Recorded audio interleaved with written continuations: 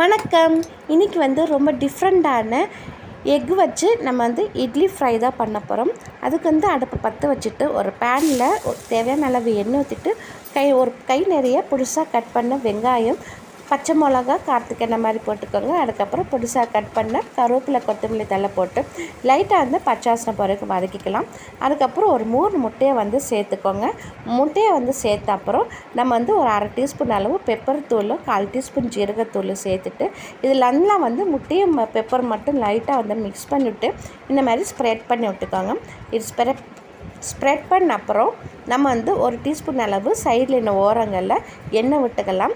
எண்ணெய் விட்ட அப்புறம் இந்த மாதிரி லைட்டாக ஒரு டீஸ்பூன் வச்சு இந்த மாதிரி ஸ்ப்ரெட் பண்ணி விட்டுட்டு இந்த கரண்டியை வச்சு இந்த மாதிரி உள்ளே தள்ளி விட்டுட்டு இந்த முட்டையை லைட்டாக திருப்பி போட போகிறோம்.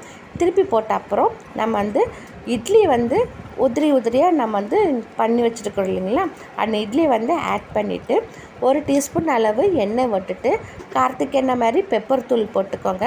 பெப்பர் தூள் போட்டு அப்புறம் உங்கள்கிட்ட வெங்காயத்தாள் இருந்துச்சுன்னா அதை கட் பண்ணி பொடிசாக கட் பண்ணி போட்டுக்கோங்க. என்கிட்ட வெங்காயத்தாள் இல்லை, அதனால் பெப்பர் தூள் எண்ணெயை விட்டு இதில் நல்லா மிக்ஸ் பண்ணி விட்டுக்கோங்க.